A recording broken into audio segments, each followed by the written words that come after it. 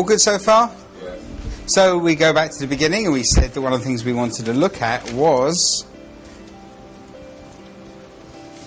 difficult customers.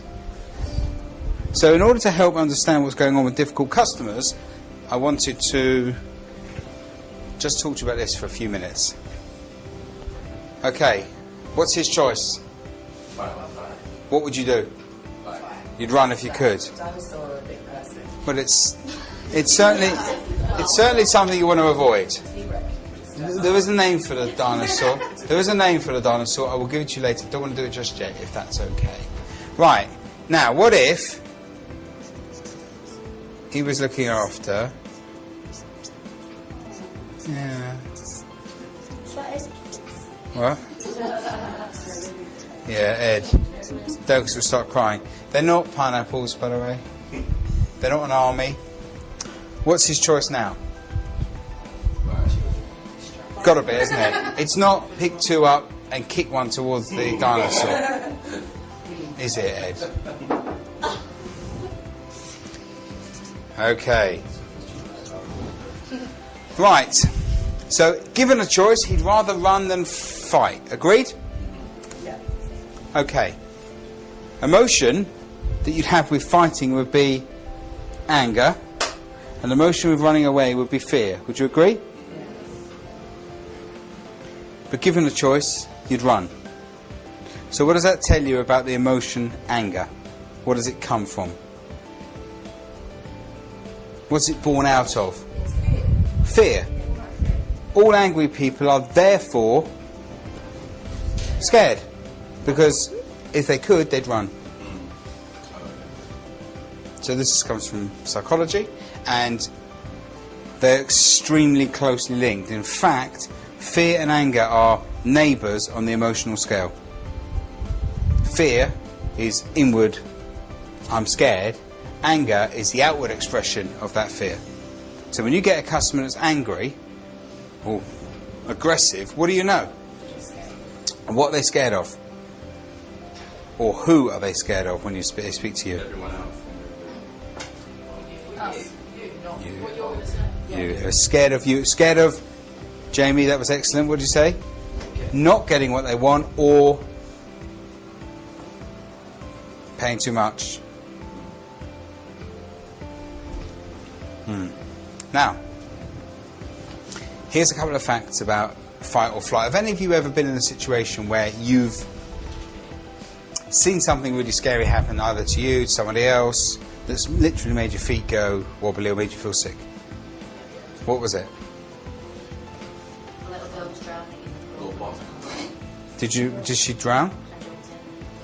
Now, there you go. When you went in there, did you have increased reflexes? Did you feel really energised? Power? Yeah. Absolutely. Because when you go into fight or flight, which is one of our hardwired emotional processes, more reflexes, heart rate, bang, bang, bang, bang, bang, bang, bang. Your legs like that. Afterwards, were you shaking? Adrenaline, boom, strength. We go into fight or flight and we're supposed to be in it for 20 minutes only. That's it. It's the ultimate Red Bull.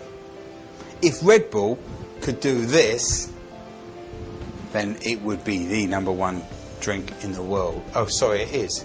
Well, if another company could do it, that's what Red Bull's trying to do, isn't it? Give you wings. That adrenaline, that reflex, that's why it's such a popular drink, because it doesn't taste good, let's be honest. However, with fight or flight comes some downsides. Tunnel vision. You're only looking at that girl. At that moment, if somebody had said, look at this beautiful bag, would you have shown any interest? If someone had said, Jess, this bag, this beautiful Chanel bag is yours, it's free. All you've got to do is spend a couple of minutes filling out a form. Would you have? This Chanel, this Louis Vuitton, this Hermes bag, they're all yours. £10,000 cash is yours. You need to fill a form out. £50,000. Exactly. Because you're tunnel vision on the situation. Impaired hearing. You're not listening to anything else other than what you're focusing on. Reduced immune system. So when that happens, your body turns off its immune system in the long term. You get a spike for about 15 minutes of immunity, and then it's off. Your body maintenance system turns off completely. No more bone building, no more skin replacement, no more ongoing replacement while you're in this state. Your long-term strategy goes out the window. Were you thinking about what you were having for dinner that night? Or what you're going to do with your life, or where your life is going? Oh my God, I wonder what I'm going to do. Oh, I'm going to go. You don't. And were you logical? Well, I just jumped in. I didn't think about it. did you think, well, actually, whilst I could probably jump in and help her, I'm sure actually there's probably people, better swimmers than me, that are there. You know, no, you don't. You're completely reactive. That's fight or flight. Now, when your customers are aggressive or angry with you, they are. All is in there. It's all happening to them at a certain level. Your legs go, heart rate, you feel a bit sick in your stomach. Now, when the teacher said to you, Terry, what did I say just now? The teacher said. Yeah. No, I wasn't doing that as a test. I was saying when a teacher says that to you in class, that sick feeling is exactly.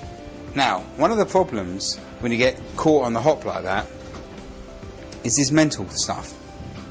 It's known we call it in therapy terms, you become FIK, because your long-term strategy turns off and logic and reasoning skills go. It's almost like you become FIK. Do you know what that stands for? Well, fick, innit? Right? Fick. Because you go stupid. That's what makes public speaking hard, is because all of this kicks in. All because you can't handle certain situations. The fear. And is there an element of fear in selling, and in particular with telesales? Are there certain customers that you know you don't perform with, certain types of people you don't perform with as well as others? If someone's very in a particular type of tone of voice, do you feel yourself getting a bit nervous? And as you get nervous, what's happening is your ability to reason and logic is draining away. Chemically, you are becoming stupid. You know, great actors can stand on stage and completely forget their lines. Because, and as the fear gets in, it's like, zoom. Now, does this character here, with his strength and his whatever, remind you of anybody from popular culture?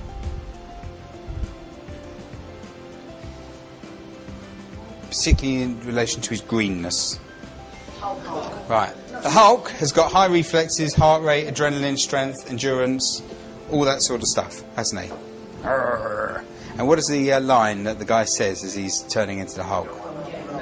Don't make me angry. Now, actual fact, if you watch any of the films or if you've studied any of the canon, the Hulk actually only, or generally, turns into the Hulk. Not when he's necessarily angry, but what's happening. Stressed or something worse is happening. Normally it's when he's under attack. And when you're under attack, what are you? Scared. So if he said, don't frighten me, you wouldn't like me when I'm frightened, it just wouldn't scan so well, would it? Don't scare me, you wouldn't like me when I'm scared. Whoops. But imagine the Hulk selling. Hulk say have special offer.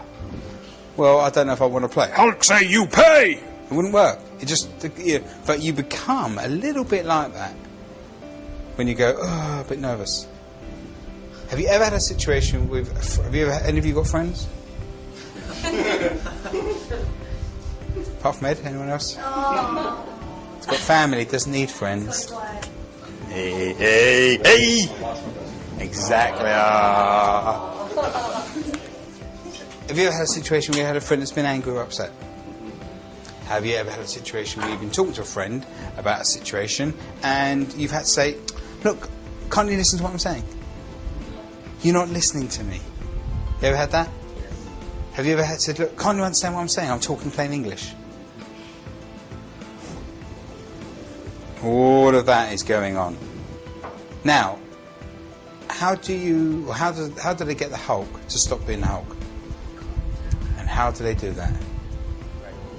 How do they engage conversation with the Hulk? What do they do? Do they get the woman he loves? Normally, always the woman, yeah. But what does she do? Specifically, how does she engage with him? Ask him questions. She asks him questions. Why? Because it engages the logic circuits. So if you've got a friend who's upset, say, let me just ask you a quick question. What is 4 and 4? Seriously. Because 4 and 4. Now, when we do with trauma, sometimes clients go into a really bad thing and you have to try and re-engage their brain because they've gone like this. And you go, quick question, what is 4 and 4? What is your favourite colour? Little, simple little questions that re-engage the brain and they get logic working again. Okay? Now, you're not necessarily saying to your customers, you go, well, I'm not going to play that. What's 4 and 4? What? But you might say, okay, so let me just ask you, what are you looking for? Questions engage logic, which stops all of this happening. It's yet another reason why questions are the way forward. Can you see how that works? Very powerful. Now, if you know that you can deal with even the most unhappy customer or aggressive person by asking questions, how much more confidence does that give you?